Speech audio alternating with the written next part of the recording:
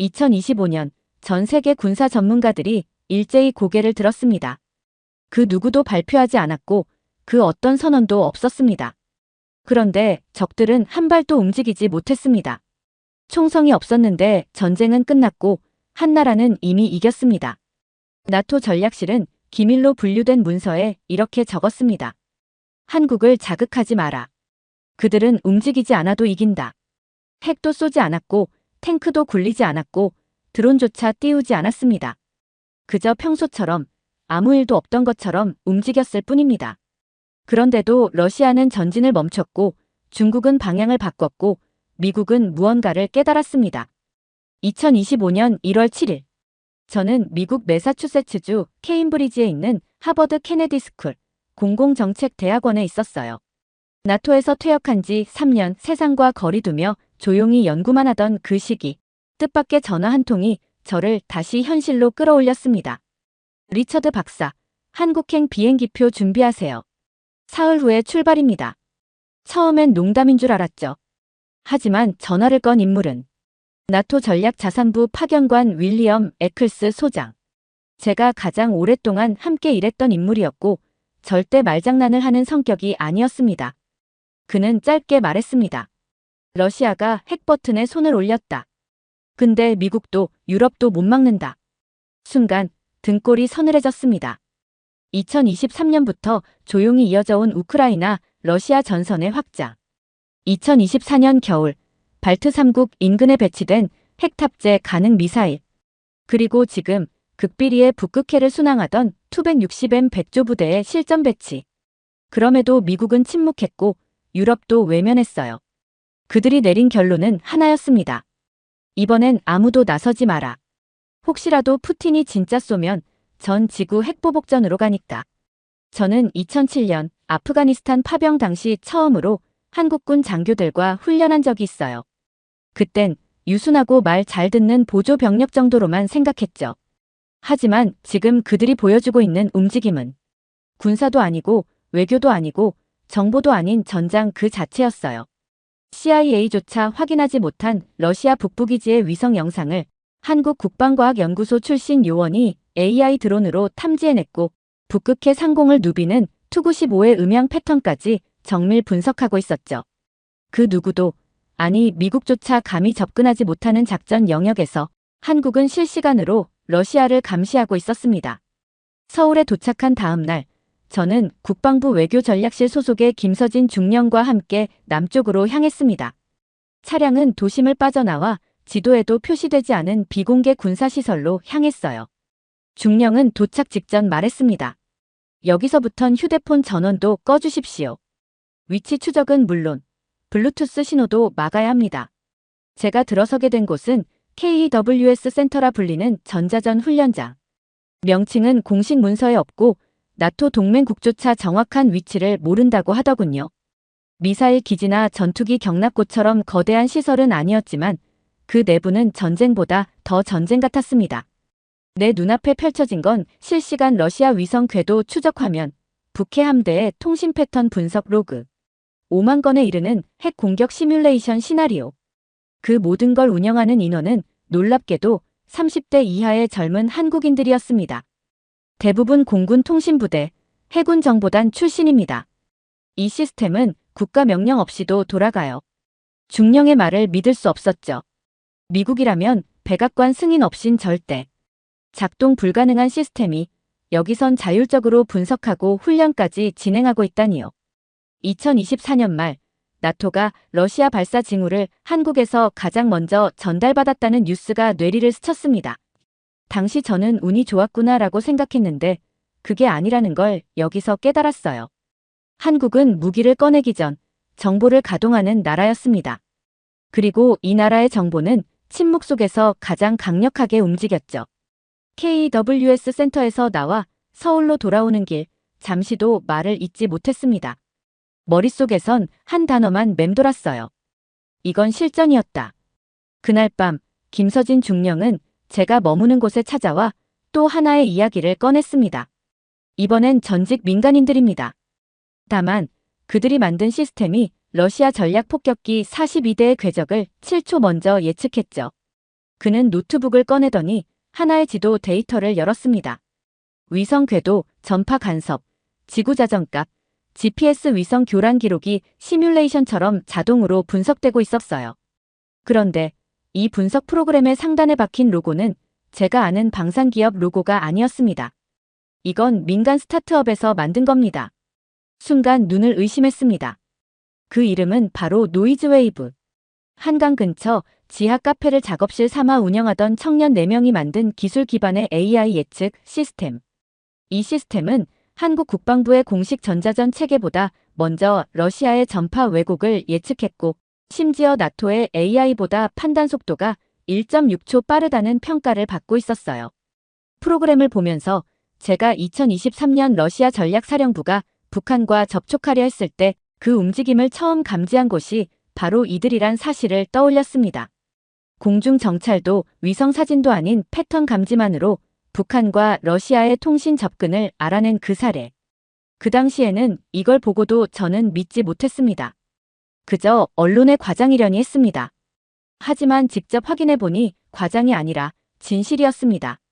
저는 이후 노이즈웨이브 팀을 비공식적으로 만났고 그들이 훈련한 방식, 분석한 로그, 개발한 자율항법 알고리즘 일부를 직접 보았습니다. 심지어 AI가 결정한 경로로 실제 드론이 움직이는 테스트 영상도 있었죠. 조종사가 없이, GPS 없이, 지도 없이 이동하는 무인기의 비행 장면은 마치 영화 같았습니다. 한국은 드러내지 않았지만 이미 전쟁을 치르고 있었습니다. 그 전쟁에서 가장 중요한 병기는 총도 미사일도 아니었습니다. 의심 없이 움직이는 자율성, 계산 없이 움직이는 책임감, 그리고 누구도 알지 못한 채 움직이는 준비. 2025년 초 동해에서 진행된 한-미 일정보 공유 훈련. 그날 저는 제 모든 전략 이론이 뒤집히는 경험을 하게 되었습니다. 작전명은 공개되지 않았습니다. 코드명조차 비밀이었습니다. 처음엔 그저 기술적 수사일 거라 생각했어요. 하지만 잠시 후 제가 본 것은 그 어떤 군사 교본에도 없는 작전 형태였습니다. 작전의 시작은 위성에 잡히지 않는 파장 탐지 신호였죠. 초음파 기반의 해저 음향 감지 기술을 이용해 러시아 북극권 해상에서 이동 중인 전략 폭격기 부대의 모의 비행 궤적을 실시간 추적하고 있었습니다. 문제는 그 위치가 나토조차 탐지하지 못한 소위 극초 위장 구간이란 곳이었습니다. 이 정보 어떻게 얻으셨습니까? 제가 묻자 그 한국인 중령은 미소를 지으며 대답했어요. 우린 위성보다 사람을 믿습니다. 그들의 시스템은 놀랍게도 위성 기반이 아닌 수면 아래 놓인 해상청 음망과 AI 자율 패턴 인식 시스템이 결합된 구조였습니다. 한국은 오래전부터 독자적인 데이터 수집망을 구축하고 있었고 그 데이터는 천리안이의 위성과 결합돼 러시아의 이동 전개까지 분석할 수 있는 수준에 이르렀죠. 그게 끝이 아니었습니다. 작전 참여 장병 대부분이 예비역 또는 민간 기술자였습니다. 민관군이 합쳐진 하이브리드 정보작전 체계는 그야말로 보이지 않는 군대였고 저는 그 규모에 입이 다물어지지 않았습니다. 단순한 첩보가 아니라 상대방이 행동하기도 전에 그걸 예측하고 대응하는 사전 무력화 시스템이었죠. 그날 이후 나토 내부에서는 한국을 전략자산 공유, 우선 협력국으로 승격시켜야 한다는 논의가 급물살을 탔습니다. 아니, 그보다 더 놀라운 건 따로 있었습니다. 당시 이 기술을 실제 작전에 활용할 수 있었던 이유는 이미 평시 훈련에서 수백 번의 시뮬레이션을 거쳤기 때문이라는 겁니다. 침묵의 억제력은 하루아침에 만들어진 게 아니었습니다. 2000년대 초부터 이어져 온 정보기술 결합형 국방체계, 그리고 모두가 훈련된 국민이라는 의식. 그것이 한국의 진짜 무기였습니다. 며칠 뒤 눈앞에 놓인 한 장의 보고서를 보며 숨이 막혔습니다. 전쟁을 막는 방법이 그것도 공격하지 않고 가능하다는 내용이었으니까요. 무기를 만들지 않고도 무기를 무력화시킨다. 이 문장은 당시 제가 나토에서 처음 접했던 한국 전략 보고서의 첫 문장이었습니다. 처음엔 말이 안 된다고 생각했죠. 하지만 뒤이어 펼쳐진 기술 리스트를 본 순간 저는 무릎을 쳤습니다. 그건 군사기밀에 가까운 수준이었지만 이미 공개된 기술들만으로도 충분히 의미심장했어요. 한국의 자율항법 드론 기술. 이건 GPS가 끊긴 지역에서도 AI가 스스로 경로를 찾고 움직이는 기술이었습니다. 보통 전자전 상황에서는 위성 신호가 먼저 차단되는데 그 상태에서도 작전이 가능한 드론이 있다는 건 미국조차 가질 수 없었던 전략적 우위였죠. 또 하나는 KAI가 개발한 저피탐 무인기. 레이더에 안 잡히고 전파 침묵 상태로 수색 및 공격을 병행할 수 있는 이 드론은 이미 수출까지 검토되고 있었어요. 싸게 만들 수 있어서가 아니라 전술적 목표를 정밀하게 수행하는 한국형 프로세서와 알고리즘이 내장되어 있다는 게 핵심이었습니다. 그 기술자들, 정말 놀라웠습니다. 그들은 마치 병사처럼 훈련받고 있었어요. 전투를 하지 않기 위해 모든 걸 준비하는 사람들. 매뉴얼도 없었고 해외 벤치마킹도 없었고 오직 우리는 반드시 스스로 지킨다는 집념 하나로 하루 18시간씩 개발에 매달리던 연구진들. 그리고 그중 일부는 심지어 국방과학연구소에서 무급으로 일했다는 사실을 들었을 때 충격을 받았습니다. 하나 더 잊지 못할 장면이 있어요. 대전의 ADD를 비공식 방문했을 때 한 청년 엔지니어가 제게 말했습니다. 전쟁이 나면 제가 만든 소프트웨어 하나가 그 전쟁을 막을 수 있다고 믿어요. 그 눈빛에서 저는 진심을 받습니다. 말 한마디 없는 전쟁의 기술자들. 그들이야말로 진짜 군인이었어요. 한국이 만든 무기들은 이상하게도 전쟁을 유발하지 않았습니다. 오히려 그 반대였어요. 총이 아니라 도면 하나가 전쟁을 멈췄다는 사실. 2023년 중동의 어느 긴장 상황에서 벌어진 일이었습니다. 이스라엘과 이란 사이의 공중 충돌 위험이 고조되던 시점이었죠. 당시 UAE와 사우디는 자국 방어를 위해 다양한 방공 체계를 검토하고 있었고 이스라엘의 아이언돔과 미국의 패트리어트, 그리고 그들 사이에서 조용히 회자되던 이름 하나, 바로 한국의 천궁이었습니다. 최근 중동 방산 전문가 자격으로 초청돼 있던 자리에서 그 기술 자료를 처음 봤습니다. 천궁은 단가가 절반이었지만 탐지, 추적, 요격의 반응 속도는 오히려 앞서 있었고 다수 표적 동시 대응 성능도 압도적이었습니다. 심지어 독자 개발된 AESA 레이더를 기반으로 하여 외부 개입 없이 완전 독립운용이 가능한 구조였죠. 놀라운 건 UAE가 선택한 다음 움직임이었습니다. 그들은 공식적으로 이스라엘, 미국의 방공 시스템 도입 검토를 보류하고 한국과의 기술협력 MOU를 체결했습니다.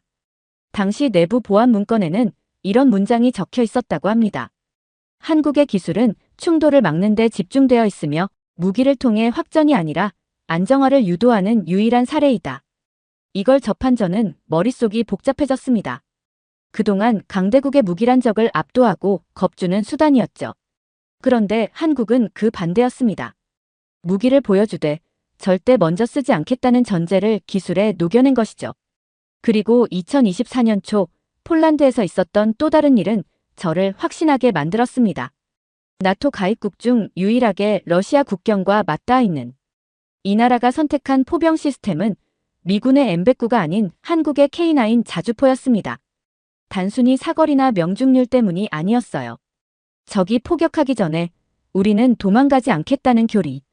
국민이 총을 들기 전 기술이 막아야 한다는 철학. 이걸 함께 운용하는 전술 문서로 마치 교범처럼 폴란드군에게 제공했더군요. 그 결과 러시아 측의 군사 위협 수위가 실제로 줄어들었습니다. 정확히 말하면 한국 무기가 들어간 지역은 미국 무기보다 대응이 더 까다롭다는 정보가 전달됐기 때문이었죠. 미국은 때릴 준비가 돼 있었지만 한국은 때리지 않게 만드는 무기를 설계하고 있었던 겁니다. 돌이켜보면 전쟁을 멈추는 건 무력 시위가 아니라 절제된 무기의 철학이었습니다. 솔직히 말씀드리면 저는 처음엔 한국의 방산만 보고 감탄했어요. 첨단 무기체계, 조용한 수리 능력, 해외로 퍼져나가는 수출 성과까지. 그런데 그건 어디까지나 겉이었죠. 진짜 놀란 건 그 다음입니다. 어느 날이었어요. 용산에서 방산 전문가 인터뷰를 마치고 저녁에 식당에 들렀죠.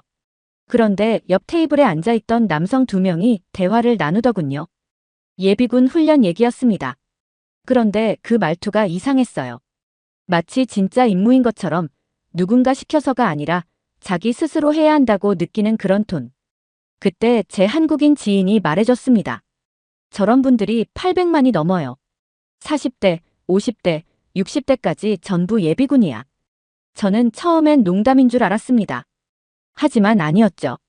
한국은 법적으로 40세까지 예비군, 그리고 이후에도 민방위까지 체계가 잡혀 있더군요. 미국도 예비군 있긴 해요. 그런데 그렇게 정기적으로 훈련받고 실제로 전시에 전력화되는 방식은 없죠. 이건 단순히 병력 보존이 아니었어요. 전체 사회가 전시를 가정한 상태로 설계되어 있었습니다. 공장엔 전시 비상 출입구가 있었고 관공서엔 방독면이 배치되어 있었으며 학교 교육엔 민방공 훈련이 아직도 포함돼 있더군요. 더 충격적인 건 도로와 지하철, 지하상가까지 예비 피난시설로 기능하도록 미리 설계되어 있다는 사실이었습니다. 서울 지하철 3호선의 평균 깊이, 부산역의 지하 진입구, 심지어 대형마트의 지하 주차장 구조까지도 그 모두가 일상과 방어의 이중 구조였습니다. 나중에 국방부 전직 장교를 만나 인터뷰할 기회가 있었어요. 제가 물었죠. 한국은 전면전이 일어나면 누가 싸웁니까? 정규군 말고도 실제로 동원될 수 있는 숫자는요? 그분이 웃으며 대답하셨죠. 이 나라엔 1000만입니다. 100만 정규군과 예비군, 민방위, 전시산업인력, 지역자위대까지 포함하면요.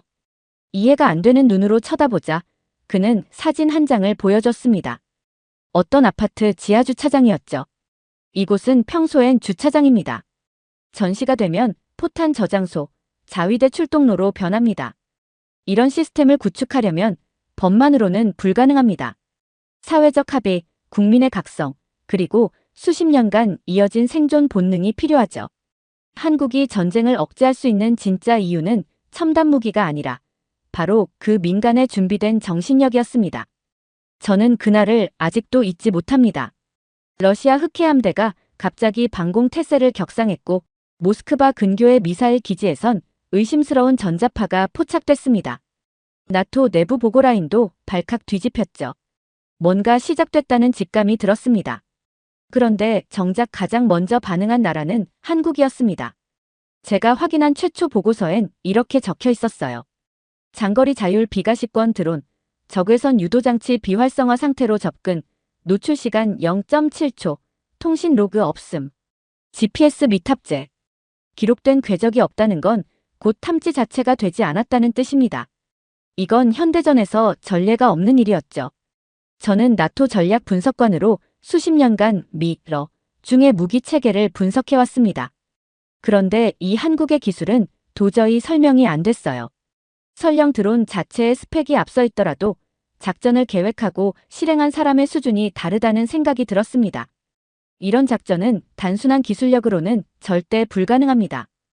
이건 정신적 태도, 즉 목표는 파괴가 아니라 억제라는 철학이 없으면 나올 수 없는 방식이었습니다.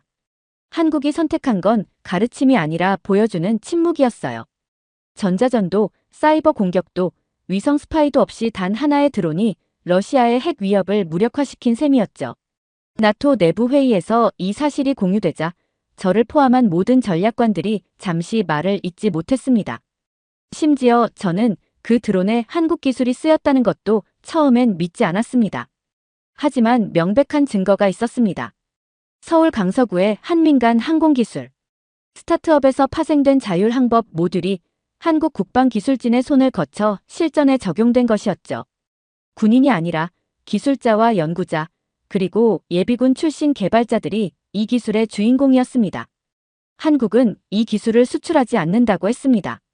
우리가 사용하는 기술은 전쟁을 막기 위한 것이지 시작하기 위한 것이 아니다. 그 말을 들은 순간 제 가슴에 이상한 울림이 있었습니다. 이건 무기 시스템의 혁신이 아니라 국가의 철학이라는 것을 깨달았기 때문입니다. 누구나 핵은 두렵습니다. 그런데 한국은 핵보다 무서운 걸 가지고 있었던 겁니다. 2025년 4월 발트 3국 상공에서 나토 23 조기 경보기가 감지한 이상 징후는 평범한 전파 간섭처럼 보였습니다. 하지만 6시간 뒤 유럽 각국 주요 국방기관은 동시에 경계 수위를 조용히 상향 조정했습니다. 원인을 정확히 밝히진 않았지만 내부 보고서엔 이렇게 적혀 있었습니다. 서울에서 발신된 통신 트래픽 중 일부가 러시아 내 극초단파 위성 3기를 동시에 우회했다. 그 순간이었습니다. 한국은 단 한마디 설명도 없이 자체 위성망 일부의 기능을 차단했습니다. 공개적으로는 어떤 문제도 일어나지 않았지만 한국 내부 안보회의가 긴급히 소집되었고 외교부는 러시아와 중국 대사관의 비공식 채널로 기술적 사전 양해 없이 발생한 교란 현상에 대해 우회적으로 언급했습니다. 이것은 정전도 아니고 사이버 공격도 아닌 한국식 경고 방식이었습니다. 파괴 없이 침묵 속에서만 느낄 수 있는 기술 기반의 경계선이었죠. 그리고 바로 이 대목에서 저는 한국 국방의 본질을 다시 깨닫게 됐습니다. 보통의 국가는 적을 위협합니다. 그러나 한국은 단 한 번도 위협하지 않았습니다. 대신 상황을 통제하고 그 통제력 자체를 조용히 보여주는 나라였죠. 그날 광주의 한 민간 군사기술업체 서버에 이상 트래픽이 감지되며 일시적인 지역 국지 정전까지 유발됐습니다. 그런데 더욱 놀라운 건 이 정전이 인위적인 원인이 아니라 오히려 자동 방어 시스템이 초과작동하며 발생한 부작용이었다는 점입니다.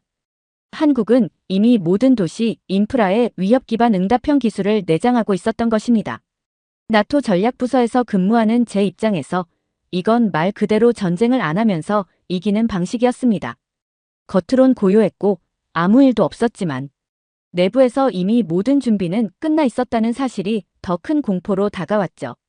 실제로 2024년 말 한국은 국가위기, 연계형 사이버 대응 모의 훈련을 3차례나 실시했고 미국의 사이버 사령부도 참관 형식으로 동행했습니다.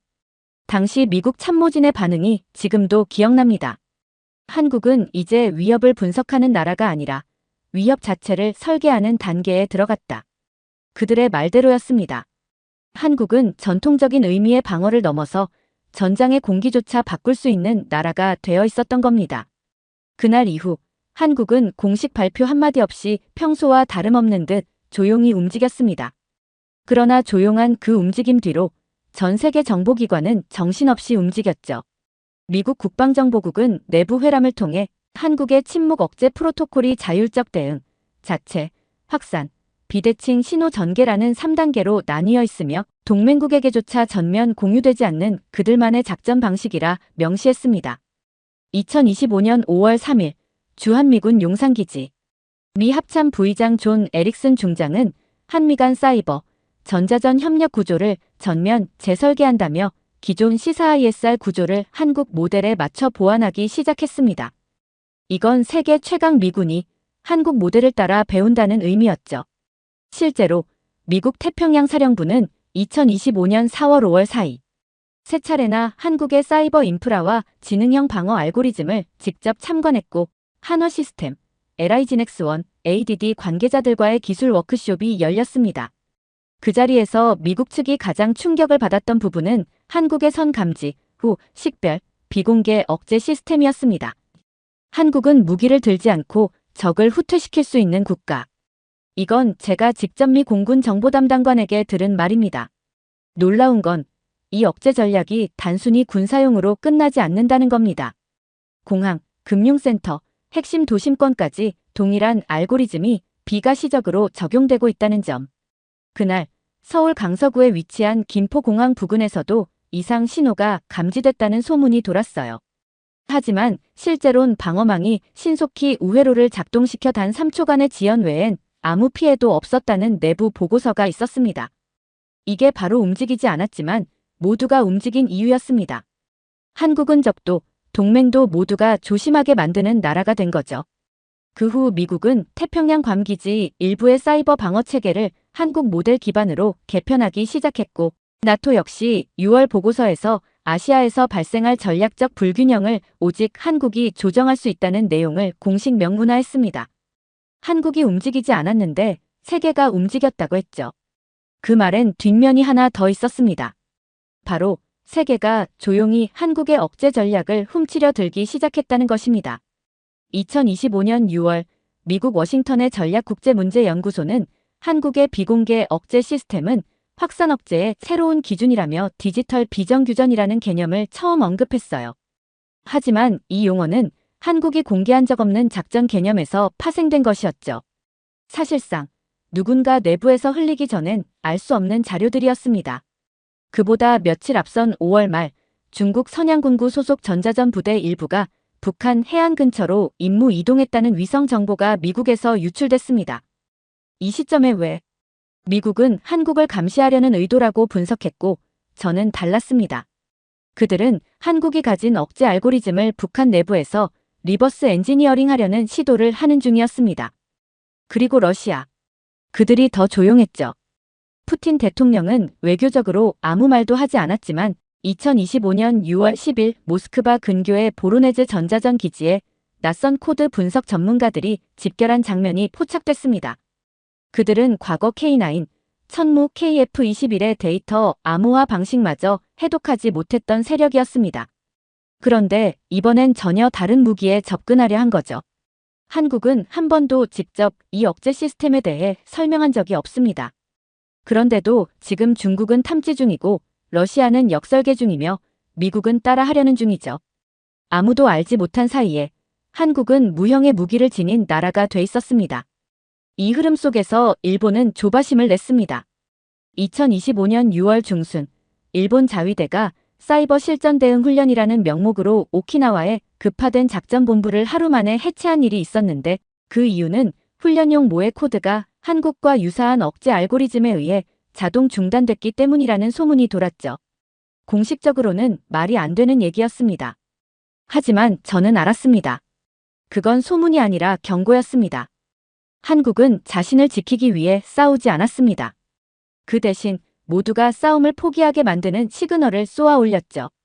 전 세계가 눈치채지 못한 사이 한국은 전략 무기를 보여주지 않고 사용했고 적들은 반격할 이유조차 잃어버렸습니다. 이게 바로 진짜 억제의 정의 아닐까요? 미 해군 고위 전략회의에서 이런 말이 나왔습니다. 지금도 싸우고 있는 나라는 한국뿐이다. 단, 아무도 그걸 전쟁이라 부르지 않을 뿐이다. 저는 그 순간 전율이 올라왔어요. 전쟁이란 총이나 미사일만으로 하는 게 아니더군요. 진짜 전쟁은 상대가 감히 공격할 생각조차 못하게 만드는 것. 한국은 지금 말없는 전쟁을 치르고 있습니다. 무기를 앞세우는 것도 아니고 외교적 협박도 하지 않아요. 대신 고유한 기술력과 압도적인 실전 준비 태세로 상대의 계산을 틀어지게 만들고 있죠. 러시아가 동유럽에 핵위협을 가할 때 미국조차 머뭇거리던 시기, 한반도 근처에서 벌어진 어떤 상황을 기억합니다. 당시 미 해군 군함 한 척이 한국 수역 가까이에서 정박 중이었는데 러시아 정찰기들이 계속 위협 비행을 했습니다. 하지만 놀랍게도 한국 해군은 단 한 발의 경고탄도 없이 그 정찰기를 돌아가게 만들었어요. 함정의 이동, 탐지 신호의 간격, 레이더 각도 변화 모두 완벽하게 계산된 전략이었죠. 이건 단 한 번의 사례가 아니에요. K방산 수출 뒤에는 수많은 전시회와 계약이 있었지만 그 이면에는 한국의 전략이 조용히 작동하고 있었습니다. 폴란드가 K2 전차와 K9 자주포를 대거 도입한 것도 단순히 성능 때문만은 아니었습니다. 그들은 물었습니다. 이 무기들을 실제로 가장 잘 운용하는 나라가 어딘가요? 답은 정해져 있었어요. 한국은 전쟁을 준비하면서 누구보다 싸우지 않는 나라였으니까요. 억제는 보이지 않는 힘입니다. 외교 문서에 남지도 않고 뉴스에 대서특필되지도 않죠. 하지만 지금 이 순간에도 한국은 수십 개국의 적성 세력이 계산을 다시 하게 만들고 있어요. 한국이 대응하지 않아도 상대가 먼저 물러나는 구조. 저는 지금도 회의에서 말합니다. 한국을 절대 얕보지 마라. 그들은 화내지 않는다. 하지만 당신이 후회하게 만들 것이다. 두 번째 사연 시작합니다. 믿기 어려운 일이 벌어졌습니다. 나토의 전략 분석 자문위원, 독일 SIFA 수석기술 분석관으로 30년간 유럽 최첨단 무기만 평가해온 박사가 한국을 다녀간 뒤 완전히 무너졌습니다. 그는 레오파르트 전차, 타우러스 미사일, PGH-2000 설계 도면을 분석하던 사람입니다. 그런 그가 한국 방산 현장을 직접 본 뒤 노트북을 닫고 펜을 놓았습니다. 그리고 단 한 문장을 남겼습니다. 우리는 총을 팔지만 이 나라는 방패를 함께 보내더군요. 심지어 함께 싸워줄 마음까지도 말입니다. 대체 무슨 사연인지 오늘 사연 바로 시작하겠습니다. 저는 디터 브라우어입니다. 독일 슈투트가르트에 위치한 국방무기체계 분석연구소 SIFA의 수석 분석관으로 30년 넘게 무기만 바라보고 살아왔습니다. 탱크는 독일, 자주포는 프랑스, 미사일은 미국. 그 공식은 저에게 너무 당연했죠. 물론 한국이라는 나라도 알고 있었습니다. FA50, K9, K2 같은 모델명도 들어본 적 있습니다. 그런데 정말 솔직히 말씀드리면요. 그게 진짜 무기라고 생각한 적은 없었습니다. 저와 제 동료들에게 한국은 철저히 조립국이었거든요. 자체 설계, 자체 생산. 그런 건 독일이나 이스라엘 이야기라고 생각했죠. 그런데 얼마 전 모든 게 흔들리는 사건이 터졌습니다. 폴란드 육군이 한국의 K2 전차를 실전 배치하고 K9 자주포를 유럽 전역에 공급하겠다는 보도가 나왔어요. 게다가 FA50은 폴란드뿐 아니라 동남아, 중동까지 뻗어나가고 있더라고요. 의심이 들었습니다. 그냥 가성비 때문일까? 아니면 우리가 뭔가 놓친 게 있는 걸까? 그래서 바로 짐을 쌌습니다. 한국을 직접 가보지 않고는 도무지 납득할 수가 없었습니다. 저는 SIFA 소속 대표단의 실사 방문단으로 이름을 올리고 인천공항에 발을 내딛었죠. 서울 첫 일정은 한화에어로스페이스와 ADD 국방과학연구소 방문이었습니다. 원래 이런 일정이 지루하다고 생각했는데 이번만큼은 달랐습니다. 브리핑 첫 10분 만에 제가 틀렸다는 걸 직감했습니다. 화면 속에 나타난 건 단순한 기술 스펙이 아니었어요. 수십 번의 테스트, 고장 이력, 수정 기록, 야전 도입 반응까지. 말 그대로 실패의 연대기였습니다. 그걸 왜 보여주느냐고요? 그들은 그 실패조차 자랑스럽게 설명했어요. 이 자주포는 17번째 버전입니다. 18번째부터는 사고가 없습니다. 이 말 한마디가 저를 멍하게 만들었습니다. 우리는 실패를 감추거나 삭제합니다. 그런데 이 나라는 실패를 노트에 적고 벽에 붙여놓고 다음 개선의 재료로 쓰더군요. 그날 밤 숙소로 돌아와 노트를 펼쳤습니다. 저는 무기를 수치로 분석하는 사람입니다. 속도, 반동, 발사 간격, 고장률. 그런데 한국의 무기는 숫자만으로는 설명되지 않았습니다. 이건 기술이 아니라 태도였습니다. 처음엔 솔직히 비웃었습니다. 하지만 이제 경계하기 시작했습니다. 이 나라는 조용히 변하고 있었고 우리가 모르는 사이 이미 경쟁 상대를 넘어설 준비를 끝낸 상태였습니다. 그리고 직감했습니다. 이번 출장 그냥 보고만 오면 안 된다. 이건 기술 시찰이 아니라 현실 점검이 될 것이다. 다음 날 대전으로 향했습니다. ADD 국방과학연구소에 시험동 내부 실사를 요청했거든요. 예정에 없던 일정이었지만 전날 밤부터 머릿속에 하나의 의문이 떠나질 않았습니다. 이 나라는 왜 실패를 숨기지 않을까? 우리는 실패한 설계를 폐기합니다. 실수한 데이터는 덮습니다. 그런데 한국은 오히려 그 실패를 보관하더군요. ADD에 도착하자마자 연구원 한 분이 조심스럽게 말을 꺼냈습니다. 디터 박사님, 여긴 저희가 실패했던 실험 기록을 정리한 공간입니다. 보시고 실망하실 수도 있습니다. 고개를 끄덕이며 안으로 들어섰습니다. 실패한 전자회로, 작동하지 않은 추적장치, 장전 도중 멈춘 포탄 모듈, 심지어 고장이 난 변속기까지 전부 유리 진열장에 전시돼 있었습니다. 한쪽 벽면엔 장문의 필기가 적혀 있었습니다. 3차 야전 시험 결과 변속기 내구성 부족. 주행거리 27km 후 열화 발생. 4차 개선 시 베어링 소재 교체 요망. 누가 봐도 실패한 기록인데 그들은 이걸 숨기지 않았습니다. 오히려 개발자 이름과 개선 일지를 함께 남겨두고 있었죠. 실패는 우리가 잘못한 게 아니라 더 나아가기 위한 한 칸이라고 생각합니다. 연구원이 그렇게 말했어요. 그 말이 전혀 꾸며지지 않은 진심이라는 걸 직감했습니다. 이런 방식은 유럽에서는 볼 수 없습니다. 우리 시스템은 실수를 문서로 남기는 걸 꺼려합니다. 책임 소재가 남고 예산 평가에 불리하니까요. 하지만 한국은 달랐습니다. 실패 자체를 다음 설계의 기반으로 삼고 있었습니다. 그 순간 한국 방산이 단기간에 도약한 비밀을 이해할 수 있었어요. 이들은 성공만을 추구한 게 아닙니다. 실패를 집요하게 기록하고 그 실패 위에 다시 실패를 쌓고 마침내 그 위에 성공을 올린 것이었습니다. 실험실 구석, 낡은 노트 한 권이 유독 눈에 띄었습니다. K계열 포탑 내부 5차 개선이라는 손글씨가 적혀 있었죠. 그걸 펼치자 놀랍게도 12년 전부터 쓴 기록이었습니다. 고장날 때마다 적은 내용, 교체한 부품 목록, 개선된 반응. 사람이 쓴 기억의 연대기였습니다. 책장을 덮으며 조용히 말했습니다. 기술이 아니라 끈기로 여기까지 왔군요. 그리고 처음으로 이 나라의 무기는 데이터가 아니라 인간이 만든다는 걸 이해하게 됐습니다. 서울로 돌아오는 길, 도무지 머릿속이 정리가 되지 않았습니다. 수십 년간 분석관으로 살아오면서 기록을 남기는 기술자는 많이 봤지만 실패를 남기는 기술자는 처음이었거든요. 그런데 더 충격적인 건 그렇게 실패를 기록한 사람들조차 그 결과를 통계로 설명하지 않는다는 점이었습니다. 다음 방문지는 한화디펜스였습니다. K9 자주포의 실제 양산 과정과 테스트 장면을 볼 수 있다고 하기에 무조건 일정을 밀어넣었죠. 기회는 쉽게 오지 않으니까요. 포천의 야외 시험장. 초봄 바람이 매섭게 불고 땅은 축축했습니다. 그런데 그 가운데 흙먼지를 일으키며 달리는 자주포 한 대가 보였습니다. 누가 저 안에 있나? 궁금해서 확인했는데 놀랍게도 직접 조종하던 사람은 개발팀의 중견 엔지니어였어요. 우린 그냥 도면만 봐선 안 됩니다.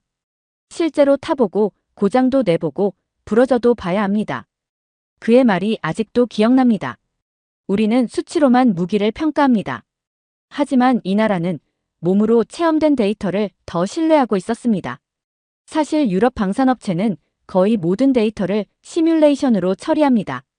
사람 손은 최소화하고 AI 예측으로 고장률을 낮추죠. 효율적이지만 감각은 사라집니다. 그런데 한국은 정반대였습니다. 작업자들의 손끝, 조종자의 반응, 심지어 포격 후 느껴지는 떨림까지 기록하고 있었어요. 실험실 한쪽에서 연구원 한 명이 포신을 분해하고 있었는데 손목에 붕대가 감겨 있더군요. 무슨 일인지 묻자 웃으며 이렇게 말했습니다. 궤도 테스트하다가 다쳤어요. 괜찮습니다. 하나 더 인상 깊었던 장면이 있습니다. 내부 공정실 옆에 고장 노트라는 이름의 벽보가 붙어 있었는데요. 모든 고장 사례가 누가, 언제, 어떻게 발견했고 어떤 방식으로 해결했는지 손글씨로 기록돼 있었습니다. 심지어 각기 다른 개발자들의 필체가 겹쳐 있었죠. 우리에겐 설계자가 답을 알고 있다는 전제가 있습니다. 하지만 한국은 달랐습니다. 현장에서 오류를 느낀 사람이 가장 먼저 답을 가진다. 그게 이 나라의 방식이었어요. 그날 밤 저는 제 데이터베이스를 꺼내 K9의 고장 이력을 다시 검토했습니다. 그동안 불량률이 높다고 평가하던 수치들이 이제는 완전히 다르게 보이더군요. 그건 단점이 아니라 오히려 정직하게 실패를 드러낸 흔적이었습니다. K9의 테스트를 마친 후 강한 피로감을 느꼈습니다. 이동거리 때문은 아니었습니다. 그날 마주한 장면들이 머릿속에서 떠나질 않았거든요. 우린 왜 이렇게까지 못했을까? 그 질문이 자꾸만 제 내면을 찔러댔습니다. 그날 오후 연구원 한 분의 제안으로 ADD의 내부 기록 아카이브, 그러니까 기술연대기실에 들어가게 됐습니다. 천장부터 바닥까지 가득한 책장, 그 속에 빼곡히 꽂힌 노트들, 스프링 노트, 낡은 바인더, 심지어 줄이 끊어진 파일까지. 전부 수기로 적힌 개발 기록이었습니다. 이건 몇 년치인가요? 제가 조심스럽게 물었죠. 여긴 1983년부터 지금까지 개발자들이 손으로 적은 기록만 보관한 공간입니다. 그 말에 저도 모르게 입을 다물 수밖에 없었습니다. 어느 노트를 하나 꺼내 펼쳤습니다. 현무일 엔진 연소 불안정 원인 분석. 글씨체는 삐뚤빼뚤했지만 문장 하나하나에 실전 경험이 녹아 있었습니다. 오타도 많았고 중간엔 커피 자국도 있더군요. 하지만 그 안에 담긴 건 기술이 아니었습니다. 기억이었고 인내였고 책임이었습니다. 유럽에서는 대부분 디지털 문서로 기록을 남깁니다. 정제되고 단정하고 딱 필요한 정보만 담기죠. 하지만 여긴 달랐습니다. 실패한 날의 감정까지 함께 기록된 수첩. 포기하지 않은 흔적들이 마치 시간의 무게처럼 쌓여 있었습니다. 연구원은 제게 물었습니다. 박사님, 기술은 발전하잖아요. 그런데 왜 실패는 반복될까요? 답을 하지 못했습니다. 그가 대신 이어 말했어요. 그건 기억이 단절되기 때문입니다. 한국은 실패를 기록해서 다음 세대가 같은 실수를 반복하지 않도록 합니다. 그 말을 듣는 순간 전율이 올라왔습니다. 기억은 단순한 데이터가 아니라 미래를 지키는 무기라는 걸 그제서야 실감하게 됐습니다. 문득 생각났습니다. 1950년 한국 전쟁 당시 수류탄을 제대로 다룰 줄 몰라 사고가 났다는 일화. 그걸 잊지 않기 위해 몇몇 부대는 지금도 훈련 마지막 날엔 실탄 실습을 한다더군요. 이 나라는 기술을 발전시킨 게 아니라 기억을 잊지 않았기 때문에, 실수를 반복하지 않았기 때문에 여기까지 올라온 겁니다. 기억을 품은 기술. 그 정신이 만든 무기. 이제야 K방산의 수출 성과가 이해되기 시작했습니다. 그건 결코 가격 경쟁력 때문이 아니었습니다. 세계가 선택한 건 기술보다 태도였습니다. 서울에서 다시 만난 인물은 국방부 방산협력국 소속의 실무 책임자였습니다. 그는 폴란드, 이집트, 노르웨이, 핀란드, 호주, 그리고 최근엔 루마니아까지 K9 자주포와 K2 전차, FA-50 경공격기 수출 계약을 실무로 조율한 인물이었죠. 디터 박사님, 유럽이 놀란 건 단가 때문이 아닙니다.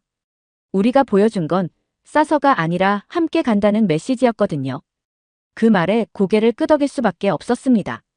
한국 무기는 현장에 연구원이 따라가고 수리 부속이 함께 가고 교관이 직접 훈련까지 시킵니다. 독일이나 프랑스, 미국조차도 무기 수출 후 유지 보수까지 책임지는 경우는 드뭅니다.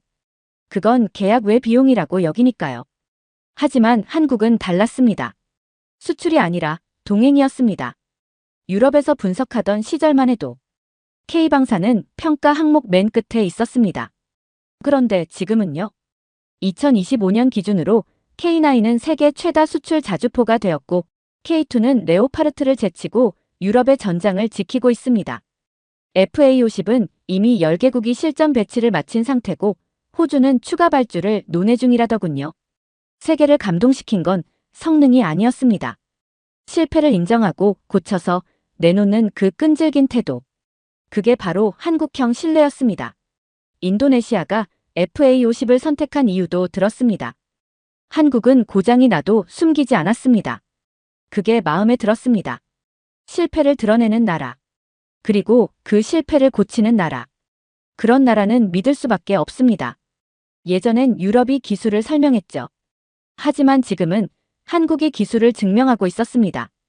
그 차이가 바로 선택을 만든 겁니다. 노트북을 열었습니다. 그리고 보고서의 제목을 바꿨습니다. 한국 방산 기술의 기술적 우위 분석이 아니라 한국 실패로 신뢰를 설계한 나라. 그게 제가 목격한 진실이었습니다. 서울 일정을 마무리한 뒤 창원에 있는 한화방산 계열의 실외 테스트 현장을 방문했습니다. 이번에는 야전 전차 테스트라기보다는 환경 적응성에 관한 시험이 이뤄지고 있다고 해서 특별히 요청한 일정이었습니다. 당일 기온은 영상 12도, 습도는 80% 가까이였고 잔잔한 비가 오전 내내 내리고 있었죠. 하지만 그런 날씨에도 불구하고 전차와 자주포는 계속해서 코스를 돌고 있었어요. 그 장면을 보며 저는 속으로 생각했습니다. 비 오는 날은 시험하지 않는 게 보통 아닌가. 그런데 연구원은 제게 이렇게 말했습니다. 한국에서 가장 무서운 건 바로 날씨입니다. 그 말에 저는 실소가 나올 뻔했어요. 그런데 잠시 후 그가 건넨 설명을 듣고 제 표정이 굳어졌습니다. 우리는 1년에 4계절을 다 겪습니다. 봄의 황사, 여름의 장마와 폭염, 가을에 급변하는 일교차, 그리고 겨울의 혹한과 폭설까지. 이 나라에서 무기를 만든다는 건 자동으로 4계절을 통과한 장비를 만든다는 뜻입니다. 실제로 그들은 여름에는 38도 더위 속에서 열화 시험을 하고 겨울에는 영하 20도 새벽에 엔진 시동을 반복한다더군요. 게다가 미세먼지와 황사, 습도 급변, 바람의 세기까지. 이 모든 것이 실전 테스트로 기능하고 있었습니다. 디터 박사님, 유럽은 기후가 온화하잖아요. 북쪽엔 추위가 있고 남쪽엔 더위가 있지만 한 나라 안에서 이렇게 다 겪긴 어렵습니다. 한국은 그걸 한 달 단위로 다 경험합니다. 왜 한국 무기가 폴란드, 사우디, 인도네시아까지 수출되는지 이제서야 완벽하게 이해가 됐어요. 그들의 무기는 기후별 설계가 아니라 이미 4계절을 견딘 결과물이었습니다. 유럽은 각 국가마다 따로 실험장을 둡니다. 냉한 지역, 고온 지역, 해안 지역 따로 나눠서 관리하죠. 하지만 한국은 그럴 필요가 없었습니다. 단 한 나라 안에서 전 세계의 기후를 모두 시뮬레이션 할 수 있으니까요. 게다가 현장에서는 이걸 이점으로 인식하지 않았어요.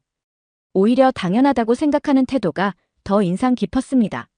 무기는 실전에서 쓰는 거잖아요. 그럼 날씨 나쁜 날도 써야죠.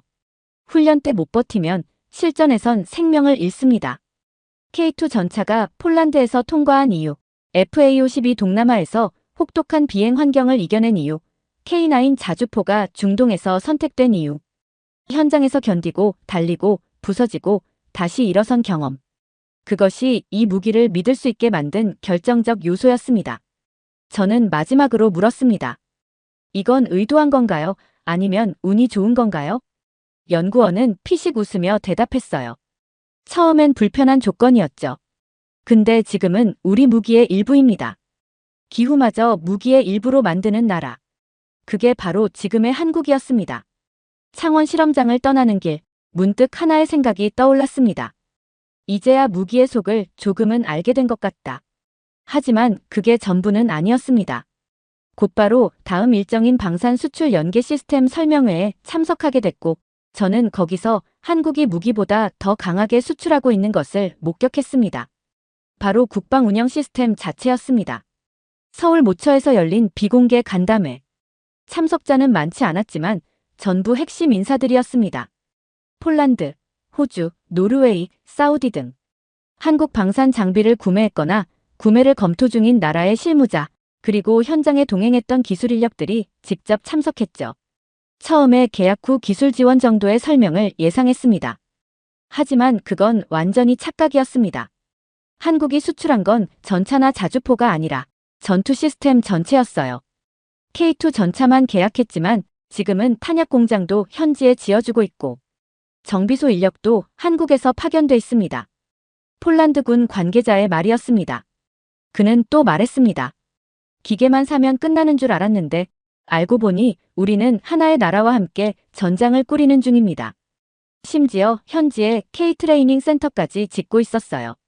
정비병을 훈련시키고 실전 대응 시뮬레이션을 돌리고 심지어는 야전 전술 교리까지 조정해주는 단계로 가고 있었죠. 이건 미국조차도 선뜻 제공하지 않는 수준이었습니다. 한국은 계약이 아니라 동행을 합니다. 어느 방산 수출 담당자의 말이 아직도 잊히지 않습니다. 이런 방식이 가능한 이유는 단 하나였습니다. 한국은 한 번도 남의 나라 전쟁을 멀리서 구경한 적이 없는 나라였기 때문입니다. 늘 전쟁의 한복판에 있었고 모든 무기를 실전용으로만 생각해왔던 그들의 습관이 결국 이런 전장 설계형 수출을 만들어낸 겁니다. 호주 담당자가 말했습니다. 미국은 물건을 주고 돌아갑니다. 독일은 기술 문서와 함께 떠납니다. 그런데 한국은 함께 남아있어요. 고장나면 바로 옆에서 고치고 훈련이 필요하면 바로 조정합니다.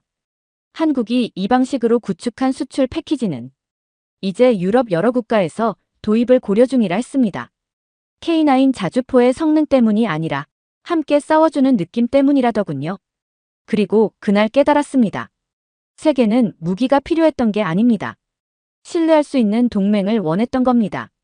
그리고 그 자리를 한국이 채워버린 것이죠. 국방과학연구소 ADD의 미사일 개발 파트 담당자와의 비공개 대화를 했습니다. 한국산 미사일과 포병 무기가 왜 유독 긴 사거리를 갖고 있는지, 그 결정적인 이유는 기술이 아니라 지형 때문이라는 사실. 담당자는 K239 천무와 현무 미사일 시리즈의 설계 과정을 보여줬습니다. 사거리, 고도, 탄속 등 복잡한 계산이 난무했지만 그 중심엔 아주 단순한 전제가 있었습니다. 쏘면 안 닿을 수 있게 만들어야 합니다. 처음 그 말을 들었을 때 무슨 말인지 이해하지 못했습니다. 그런데 이어진 설명을 듣고는 고개를 숙일 수밖에 없었습니다. 한국은 국토가 좁습니다. 서쪽은 수도권, 동쪽은 바다, 북쪽은 민감한 군사경계선. 실사격 훈련이 가능한 구역은 제한적입니다. 그래서 사거리를 실측으로 검증하는 게 사실상 불가능합니다. 이런 환경에서 미사일을 만든다는 건 직접 쏘아보지 않고도 무조건 명중해야 한다는 걸 의미하죠. 그래서 한국 개발자들은 아예 처음부터 실측 불가능한 상황에서도 신뢰할 수 있는 무기를 만들 수밖에 없었다고 했습니다. 그 결과가 뭡니까? 전 세계에서 가장 보수적인 탄도 계산, 예상보다 긴 사거리, 무조건 여유 있게 설계된 명중률이 탄생하게 된 거죠. 쏠 수 없으니 오차를 줄일 수 없고, 오차를 줄일 수 없으니 더 길고 더 강하게 만들어야 했던 겁니다. 그리고 이건 기술적 특성이 아니었습니다. 핸디캡을 정면으로 돌파한 전략적 생존 방식이었습니다. 다른 나라들은 무기 성능을 실사격으로 증명합니다. 하지만 한국은 쏴보지 않고도 믿을 수 있는 무기를 만들어야 했습니다. 그리고 그 역설은 결과적으로 한국 무기를 세계 최상위 성능군으로 끌어올려버렸습니다. 현무5 미사일은 사거리가 3,000km를 넘을 거라고 추정됩니다. 그런데 개발진은 이 수치를 보수적 수치라고 설명했죠. 왜냐고요? 쏴본 적이 없기 때문입니다. 이보다 강력한 역설이 있을까요? 이 이야기를 듣고 한국 무기 중 가장 강력한 건 포탄도 미사일도 유도장치도 아니라는 생각이 들었습니다. 진짜 무기는 시험도 못 해본 무기를 실전보다 더 강하게 설계하는 그 정신이었습니다. 그리고 그 정신은 이 작은 나라를 세계 어느 강대국도 무시하지 못할 군사 파트너로 만들고 있었습니다. 한국에서의 마지막 공식 일정은 민군 복합방산 세미나였습니다. 그날 저는 무기보다 더 무거운 이야기를 듣게 됐습니다. 세미나가 끝나고 한 한국인 연사가 무대에 올랐습니다. 전직 군인이자 현재는 국방기술연구소 고문으로 활동 중인 인물이었습니다. 그는 조용한 어조로 이야기를 시작했어요. 제가 복무하던 시절 탄약고에 있던 무기들은 성능이 떨어졌습니다. 고장이 잦았고 겨울엔 시동조차 걸리지 않았죠.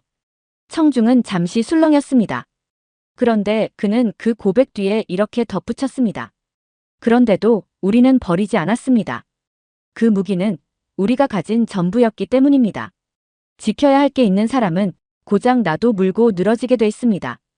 기술이 아니라 절박함이 만든 무기. 그걸 저는 지금까지 이해하지 못했던 겁니다. 그는 이어 말했습니다. 우린 무기를 수출하기 위해 만든 게 아닙니다. 전쟁이 다시 터졌을 때 내 자식이 쓸 무기를 내 손으로 만들기 위해 시작했습니다.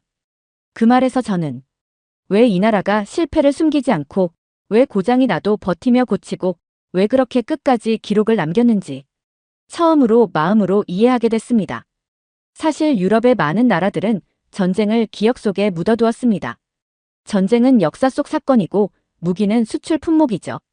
하지만 한국은 다릅니다. 전쟁이 아직 끝나지 않은 가능성으로 존재하는 나라. 그래서 무기가 곧 생존이고 기술이 곧 방패라는 생각이 뼛속까지 각인된 민족. 제가 그토록 강조해오던 기술 스펙, 정밀도, 비용 대비 효과도 중요하죠. 하지만 그 모든 걸 넘어서는 게 있습니다. 왜 만들었는가? 그 철학 하나가 무기의 격을 완전히 달라지게 만든다는 걸 한국에서 처음 배웠습니다.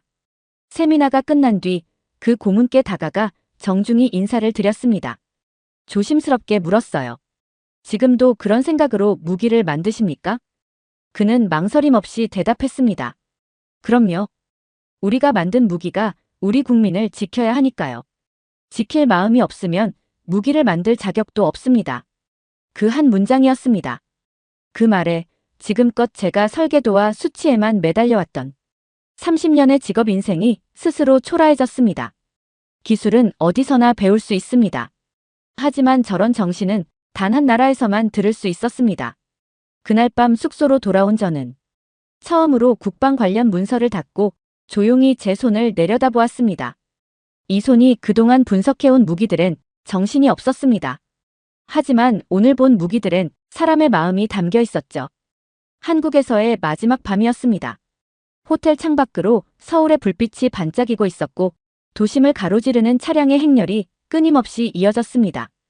그 불빛을 보며 생각했습니다. 이 도시는 평화롭지만 이 나라 사람들의 마음속에는 전쟁이 아직 끝나지 않았다는 걸. 출장을 마치고 독일로 돌아가는 비행기 안 늘 하던 습관대로 노트북을 열었습니다. 그동안의 기술 분석을 정리하고 방산 관계자들과 나눈 대화들을 정리했죠. 하지만 오늘만큼은 손이 잘 움직이지 않았습니다. 이건 숫자로 정리될 수 없는 출장이었거든요. 스펙, 성능, 가격, 중요한 정보입니다. 하지만 이번엔 그것보다 훨씬 더 강한 무언가를 보고 돌아갑니다. 정신, 기억, 태도, 이런 단어들이 처음으로 기술보다 앞선 가치로 제게 다가왔습니다. K9 자주포의 궤도 위에 남은 기름 자국, K2 전차의 포탑에 남은 테스트 도장의 흔적, 그리고 고장이 반복된 장비 옆에서 다시 시동을 걸며 웃던 개발자의 얼굴. 이 모든 장면이 제 머릿속에 선명하게 남아 있었습니다. 그제서야 알게 됐습니다. 이 나라의 무기는 총알보다 빠르지 않아도, 로켓보다 멀리 날지 않아도 절대로 실패하지 않을 이유가 있다는 걸. 왜냐하면 그 무기 안엔 사람이 있었기 때문입니다. 그 사람은 기록했고, 실패했고, 버텼고, 다시 만들었고, 그리고 포기하지 않았습니다. 30년 동안 무기만 바라봤던 저에게 한국은 기술의 의미를 바꿔준 유일한 나라였습니다. 한국에서 제가 본 건 완성된 무기가 아니라 진심으로 지키고자 만든 무기였습니다. 노트북 화면을 바라보던 제 손이 한참을 머뭇거리다 결국 문장을 하나 적었습니다. 나는 이 나라를 존경하게 되었다. 무기 때문이 아니라 그 무기를 만든 사람들 때문이었다. 그 한 줄을 남기고 노트북을 덮었습니다. 창밖으로 아시아 대륙의 불빛이 하나둘 사라지고 밤하늘 속에 유럽의 시간대가 다가오기 시작했습니다. 그러나 제 마음속엔 여전히 그 자주포의 울림, 그 실험실의 기계음, 그리고 그 낡은 수첩의 잉크 냄새가 떠나지 않았습니다. 다시 분석관으로 돌아갑니다. 하지만 앞으로는 숫자만 보지 않을 겁니다. 기억을 읽고 정신을 해석하고 사람의 손끝을 이해하려 노력할 겁니다. 전 세계 무기 중 가장 신뢰할 수 있는 건 어디입니까? 누가 제게 이렇게 묻는다면 주저없이 대답할 겁니다. 한국입니다. 거긴 실패를 기술로 바꾸는 나라니까요. 기억으로 무기를 만드는 유일한 민족이니까요. 오늘 사연이 재미있으셨다면 구독과 좋아요, 알림 설정까지 부탁드립니다. 더 재미있는 사연으로 돌아오겠습니다. 이상 감동탐험이었습니다.